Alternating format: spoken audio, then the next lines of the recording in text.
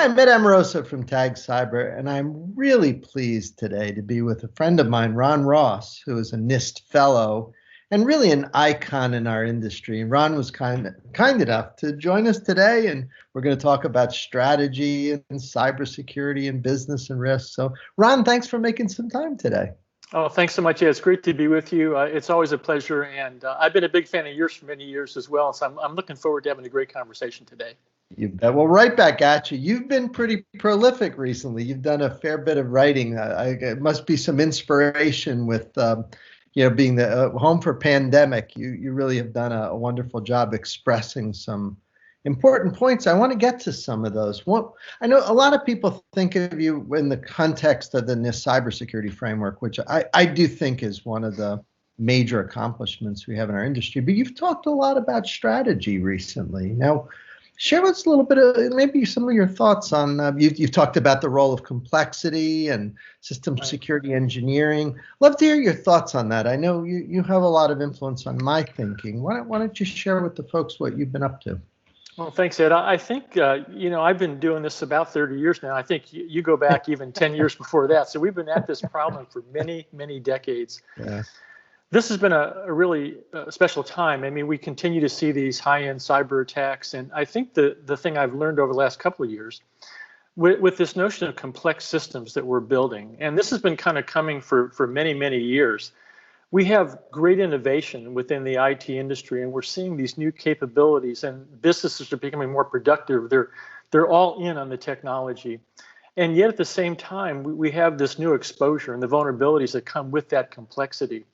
I think the thing that really has taken us over the edge is this convergence of cyber and physical systems, where now we have not just complex systems that sit on the desktop, and of course, we're both old enough to remember the blue screen of death. That was the thing that happened when our systems would freeze and collapse, but usually nobody died in that particular situation. Now we have cyber physical convergence happening, and all that complexity and that hardware, the software, the firmware, the systems, the capability are driving these mechanical systems. There are dozens of computers in your automobile controlling not just the entertainment system, but the braking system, life-critical functions. And so all of that, the trillions of lines of code and the billions of devices to include the IoT space with smart everything around your house now, all of that complexity now has really dramatically increased our attack surface. The adversaries are getting better all the time. They're smart, they're well-resourced, they're after specific targets, intellectual property. We spend a tremendous amount of money in this country on research and development, our great companies, so we can be on the technology, the cutting edge of technology, and our consumers take advantage of that. But now that intellectual property is really part of this whole attack surface. They try to get in, steal what they can, and then they can use that R&D and get to market quicker. It has terrific impacts on our Defense Department, the defense industrial base, all of those cutting edge technologies that may not be classified yet, but they're in the supply chain, up and down that very deep supply chain. And so it's all about protecting those systems to the best of our ability and kind of having that connection with senior leaders, because they're the risk takers. They're the business, the mission owners. And they're the ones that have to bring that capability to their customers and either show a profit, or if you're in a federal agency, they have to have success in whatever their federal mission might be. And so that's really why I started writing these articles, because I believe there is a whole world. I call it above the waterline problems and below the waterline. Above the waterline are kind of things that you can impact as a consumer. We have great CISOs in all of our enterprises around the country, public and private sector, putting in firewalls. They're using encryption. They're using multi-factor authentication. And all of that is great. And those are things they can control. But below that waterline is the world of engineering and systems development, systems engineering, security engineering.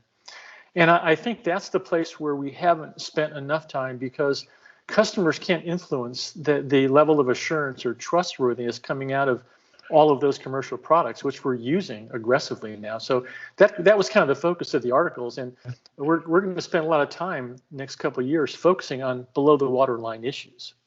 Now, what if somebody's working in a water company or a power plant or even a bank or something, and they're listening to you? what do they do? Like if they agree that there's complexity, what strategies can you use to reduce? It's hard to just turn things off, right? And Right. remove stuff. It's a rare time that you hear something actually being retired. What do you do with all this complexity? How should people take action here?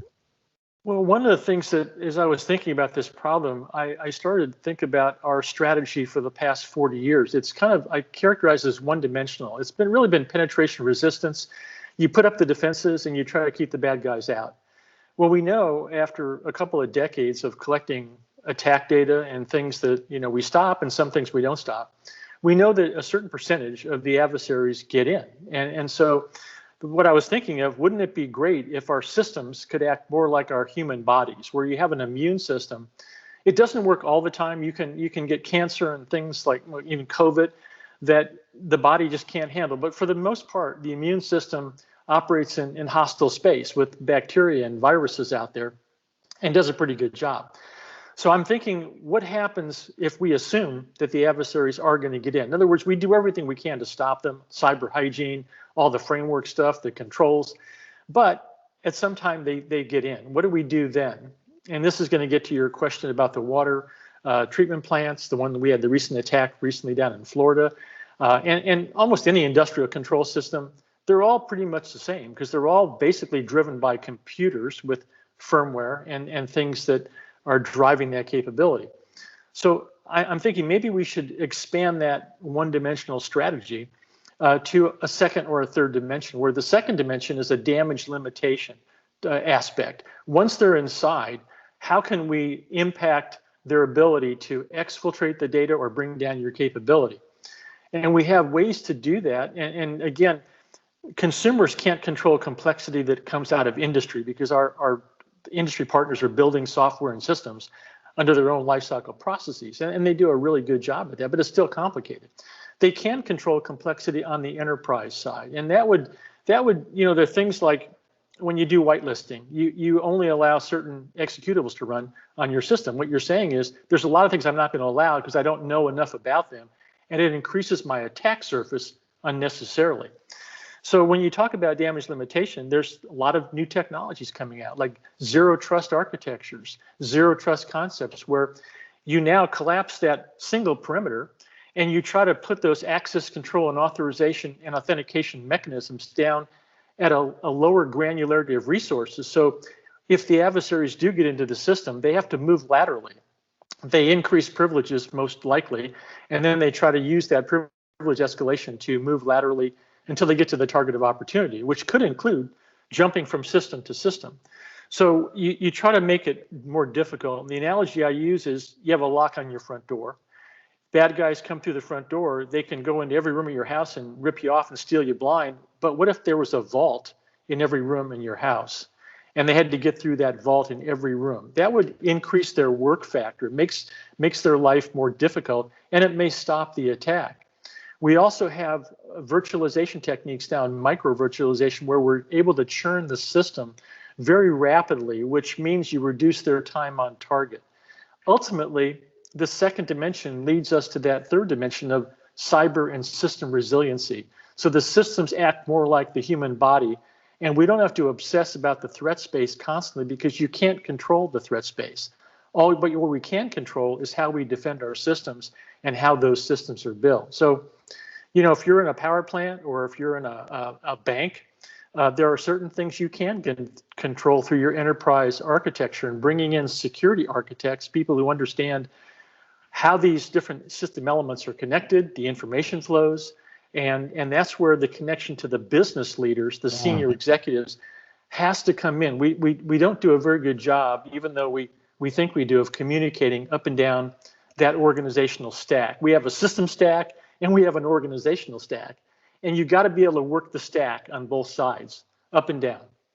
Yeah, let's stay on that topic. Like in terms of business operations, should we be like, I always felt it's kind of awkward when we think like translating cybersecurity into business terms. Does that work, or do we have to educate executives to understand a little bit more? I know that the cybersecurity framework has been good, because Right. it's helped boards and executives, even if they just get it at the top level, at least it's something.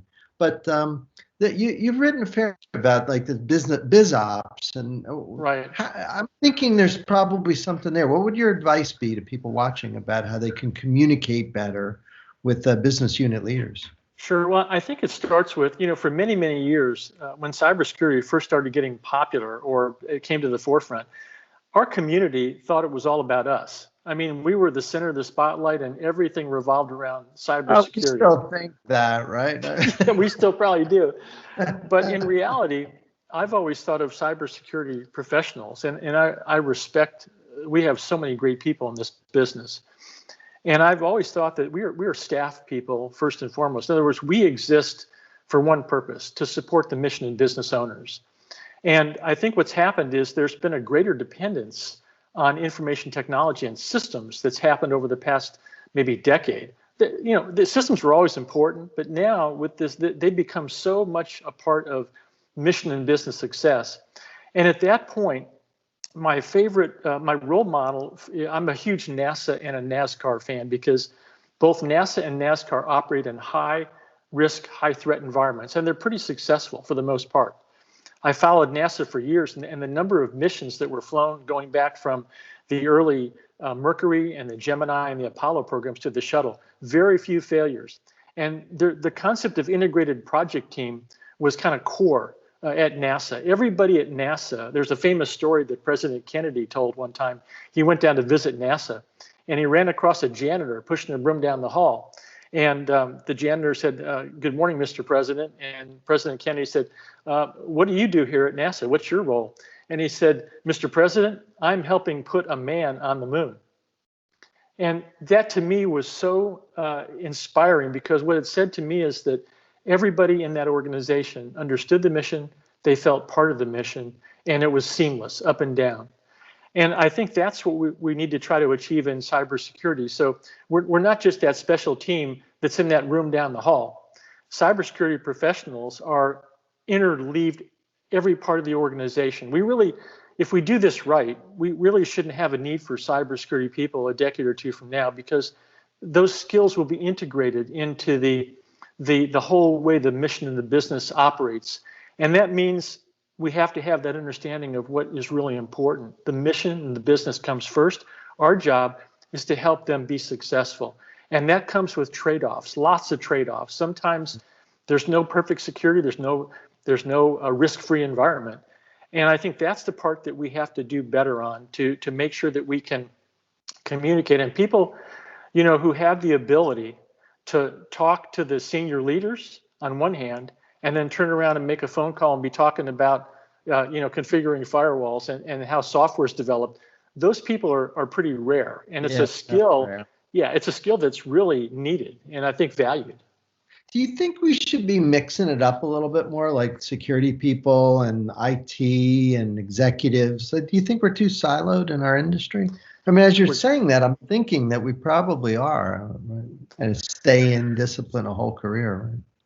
We're definitely too siloed. And, with security, it's kind of like safety. I took a trip a couple of years ago up to New England, and I visited a company that produces integrated circuits, computer chips. And that was right after we had written our systems security engineering guideline, 800-160. And the CEO, I met the CEO, and all their technical folks came in. And the first guy they brought into the room was their safety officer.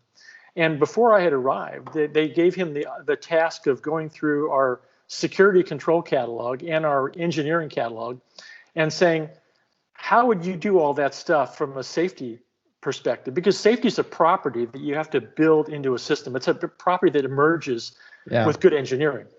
Yeah. And it turns out, he said, 80% of what we already do in safety is totally covered in security. In other words, we have an 80% overlap between security and safety. And that told me something very important. We, instead of being siloed, we should be collaborating with other disciplines that have been doing engineering work and trying to build more secure, safer systems, because a lot of that stuff is already in place, but yet our silos have kept us from maybe one, having the conversation, or two, taking that conversation to the next level so we can work more collaboratively. And I think that's held us back. And it also has given us kind of reputation of being, Dr. No. We never want to do anything. We're always trying to put the brakes on any new idea that could benefit the organization. That's not a winning formula to have success in the business world. And I think we have to do better than that. Yeah, you and I walk in the room and it's, don't let those guys in. They're going to know. Exactly. Yeah. That interdisciplinary thing is cool. I mean, NIST has always been good at that. You guys have always been a very interdisciplinary oriented agency. Do you think, as you described the safety team, there's probably 10 other places where we should be coordinating? Are we both sort of coming to the conclusion here that maybe cybersecurity needs to be a little more integrated rather than this centralized siloed thing? Is that a conclusion we're drawing here? I believe so, very strongly. In fact, I think maybe later we get into the topic of DevSecOps. Again, things always start out with buzzwords, but the first thing I try to do when you have a buzzword is kind of peel it back and say, what are we really talking about here? And I definitely think whether it's reliability engineering or software engineering, I think, being better software engineers, going back to the initial days of, when software engineering first entered the scene in the computer science departments, that would solve a tremendous number of problems that we have. And so I definitely think looking at the different disciplines and bringing people together with common ground and trying to say, look, we're all here for one purpose. I want to make that system as trustworthy as I can, so it doesn't fail at inopportune times to cause the mission or the business to go down, maybe permanently. And so I think that's kind of a mindset. It's a culture. Our problems in cyber, I think, are as much about culture and about changing people, the way they do business, as it is a technology problem. I think we can solve the tech part of this problem. Culture may be harder. Let's stay with DevSecOps. I mean, that's an important topic. Here's something that has bothered me. And tell me if this resonates with you.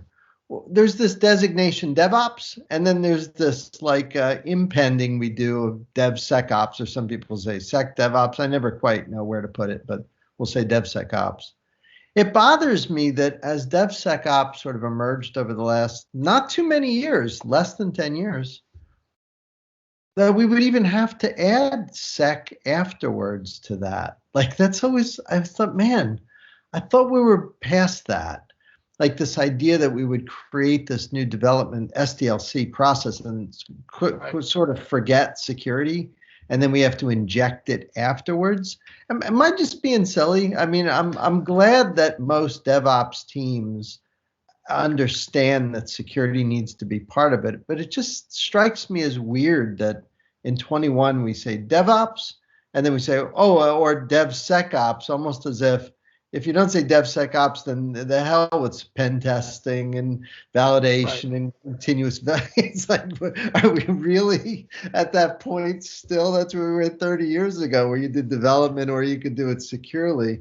Is that depressing to you at all? It strikes me such a weird artifact that we have two different designations for what should be the same thing. Well, a lot of these are terminology. In fact, if you talk about DevSecOps with 100 people, you might get 100 different answers to that. But yeah. I think it's kind of a back to the future thing again. That's my impression. I think what happened somewhere along the last decade or two, the software development community moved into something called the agile development process. Right. And a lot of that's driven by the technology has always moved fast, but it was moving at light speed now. And this whole notion of the big bang, where you bring together a system after 3 years of development and you've got this big bang at the end to see if it works or not. Like NASA, yeah, right? Yeah. Exactly. And that paradigm started to shift rapidly because they were able to bring technology cycles down very quickly. And of course, a lot of the technology driving that new capability was the software and the firmware coming out of that process. So agile development was on the scene and moving fast. DevOps was another type of concept that came up a little bit later, bringing this idea that, the developers work in one part of the company and then the operators work in the other part. And some of the problems don't get discussed or addressed until it gets thrown over the fence to the operators. And so I think this is, again, another articulation of the integrated project team concept. You bring people together at the table, like at NASA, and everybody has a role in that launch. And I remember the days when you had the launch crew there, and they would go around the table, and every one of the stakeholders would have to give a thumbs up before the launch. Go, right? Go. Yeah, and if one person did a thumbs down, the launch sequence was stopped until they fixed the problem. So I think that's how this all started. Now, the injecting security into that, I think that was, that always comes back, because if you're developing software this fast, and are you making sure that it's as secure as it can be? And then that started this whole discussion about DevSecOps or SecDevOps. And I remember there have been some people on calls that have been debating where to put the word SEC at the front of that or the back. And I'm saying it doesn't make any difference. We have these silly arguments. The important point that I like to try to distill is that security, going back 40 years, we've always known that it should be part of the development process. It works best when you're engineering a system and you're trying to achieve certain properties. If security is one of those, then you absolutely can't do it at the end.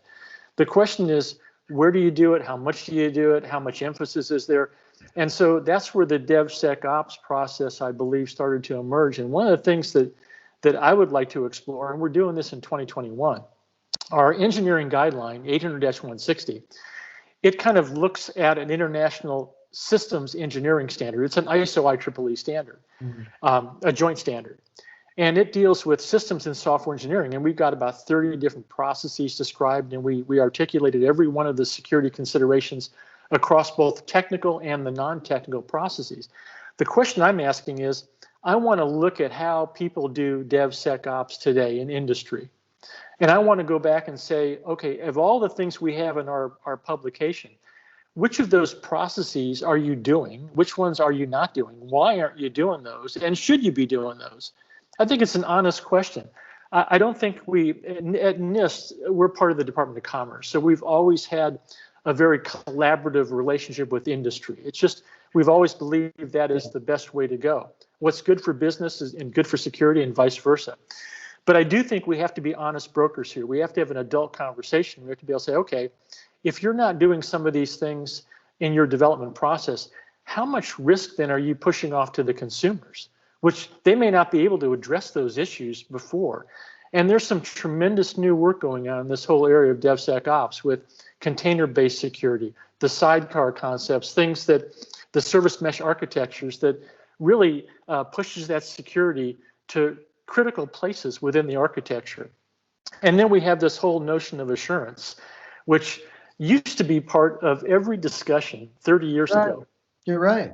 And I think we've lost a couple of generations who even talk about assurance or really understand. The Baltimore conference used to be half the conference would be on security and half would be on assurance. That's more or less went away. It just it went away.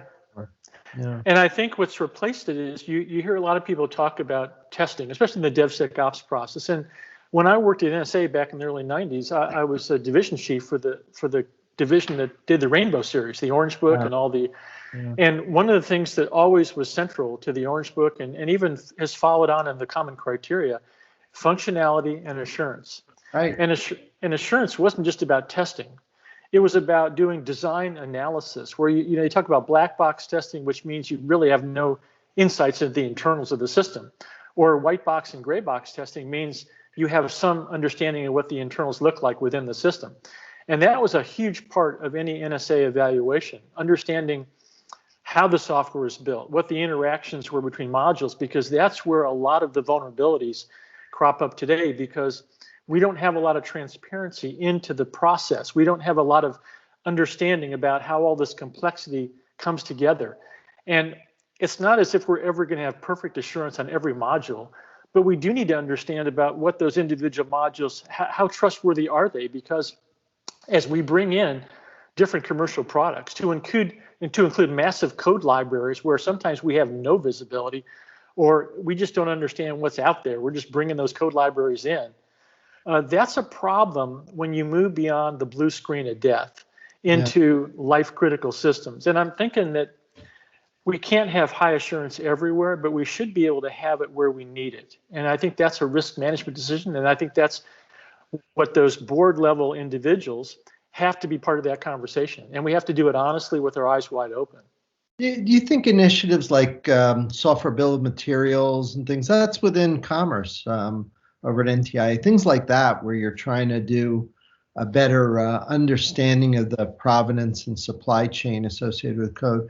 Is that a good area? Like, should we have a better understanding what the heck we're running, or is that maybe hopeless? What do you think? Well, it's difficult. It's a hard problem, but it's not hopeless. I think anytime you can give consumers, and consumers are different. There can be consumers like you and I using technology. Business consumers too, right? Users, yeah. But a software development, an engineering team are also consumers because they're bringing in elements that they have to use. Some of those are commercial products. If you're building an F-35 fighter, you're not going to probably be using Windows 10 in the cockpit, but you will be using a smaller, maybe a higher assurance kernel-based operating system. Right. Those are design decisions that every engineer who's building, they need to be able to make those trade space decisions with their eyes wide open. So a software bill of materials. A colleague of mine was talking about having labels on software like we do food labels in grocery stores. Yeah. Now, it's not a perfect system, but food labels really were not that important maybe a couple of decades ago, but now people use them routinely to kind of give you an idea what you're eating. Yeah, Alan Friedman, right? It's been a big proponent of that work. Exactly. And so I think when we talk about assurance arguments, it's all about evidence that you bring in to make that assurance case. And I think that assurance is going to come from different places. It'll all combine to give us better information so we can use commercial products. And also a side effect of that is I'd like to see that start some competition among the vendor community. Hey, I'm building you a widget, but I'm doing it with greater assurance. And we're not trying to ever change their process because industry, they're the experts about building stuff, and we have to recognize that. But if people know there's an established process that produces evidence, and a lot of this comes out of DevSecOps, a lot of the evidence gets bundled to the module that's being produced. And that can be a powerful argument for upping that level of assurance and generating that competition. So it's just like the automobile industry over the last 40 years. You know, my first car barely had a seatbelt. And my first new car, I had a choice between an airbag, which was an option back then, or an 8-track stereo player. That's how old I am. I hope you picked the 8-track. Right? I did, because I was a brand new second lieutenant. I just graduated, and I was bulletproof in those days. And so I picked the 8-track. Now, then airbags became standard equipment. Right. And now the steel reinforced doors and the drop down engine compartments. And now I just got my first new car in 12 years, and I have a Honda CRV, and it's got all that sensor technology. So old guys like me don't change lanes or back into something. So that was a combination of regulation, safety standards, along with the air quality standards and all that. But also it was a function of our industry, trying to give safer automobiles to their customers. And I believe that's the balance point that we've never had to address in cybersecurity. Where is that balance point? Is it in the national interest that we should care about programmable logic controllers and how trustworthy they are? And where you mentioned provenance and the supply chain. I believe all those pieces are part of the ecosystem that I described in the article that we have to care about, number one, and number two, be prepared to do something about it, or at least have an adult conversation about where we are and where we want to be. So, Ron, we're filming this in early 2021, and you'd alluded earlier to a couple of things that you see this year. But let's take out the crystal ball. What do you see coming in the next couple of years in our industry? Are you optimistic about our ability to stop threat? We just dealt with some pretty severe attacks, nation-state attacks, SolarWinds, and very depressing, almost like we've taken 3 steps back. What do you think? What's sort of your honest assessment of our prospects as an industry? Well, I think it's going to be an uphill battle. I'm the eternal optimist, because I believe that you have to have vision and an optimism, because that's the way you convince people of your argument. I think there is going to be a lot of things happening in 2021. I'm hoping that we can use the DevSecOps methodology to circle back and demonstrate the importance of considering security, not just early, but throughout the life cycle, and do it at the speed of commercial industry. So it benefits the software developers and the people producing the technology because they're giving their consumers more secure products. And that's going to be a good thing for them. It's going to be a good thing for consumers.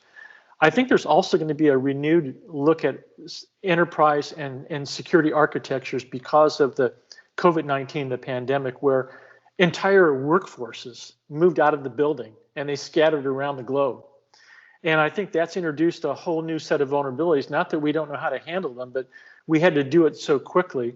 And understanding about the remote access and all the technologies that we use to make sure that you can have trusted connections and endpoint security, zero trust architectures, all of these things I think are going to start to crystallize in 2021.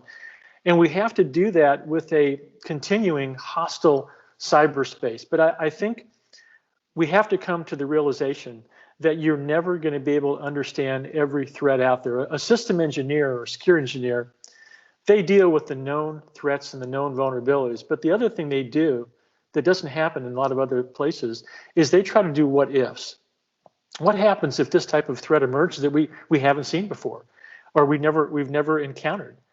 And how do we deal with the engineering aspects of the systems today that can anticipate those kinds of things? That's not an easy job. But I am optimistic because I think people want to use the technology. We're not going to stop innovate. We want innovation, and we have to do it so we can protect our economic security interests. Because when your systems are not well protected, you're going to bleed intellectual property, and that becomes a national security issue, which we all care about.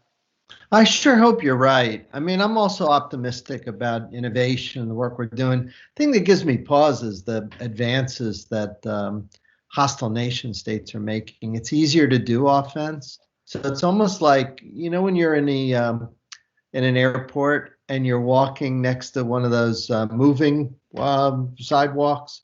It's like the offense gets to walk on the thing that's moving. They get to go faster. And we have to almost run to keep up. Defense is harder, and I'm also in aggregate pretty optimistic. But boy, the attacks that we've seen have come very close to hurting a lot of people, and I think we're walking a tightrope in some industries. No, I agree with you. I said I'm always optimistic, cautiously optimistic, but I do think. This is why I think we have to have a change in strategy because the offense does have the advantage of picking the time, the place, the intensity. And what's different today is that they now have access to some of the most sophisticated attack tools. They get them various ways. I mean, you don't be all that capable to get access to some powerful attack suites and platforms and tools. You just don't have to have years of practice. You can go pretty quickly. And even in the breaches that are coming from sophisticated nation states, they do tend to compromise the low-hanging fruit where they can first to get that access, where they get into the system because they're not using two-factor. And once they can do privilege escalation, then they can insert themselves in the part of the system that's producing certificates, and they look like good guys. And that's where they can put malicious code into software. They can sign it and send it to 60,000 customers. But this is why it's essential that we have to, I believe, change our strategy to assume the adversary is in from day one. And once they're in your house, how do you make their life miserable? Increase the work factor, take away the time on target. And we do know how to do that. It's just going to take a different mindset. So that's where we are. Well, I hope you keep doing the work you're doing. And Ron, on behalf of our team at Tag Cyber, all the folks who are watching, I want to thank you for spending a chunk of your day here with us sharing. I could listen to you all day, and you have to make me a promise when the pandemic's over and it's nice summertime, we go catch an Orioles game. That'll be a lot of fun. Sounds great. Thanks for having me today, Ed. And I'm looking forward to that baseball game. I guess we're all looking forward to getting outside again and doing some stuff. So thanks again. So thanks again. And for the rest of you, we'll see you all next time.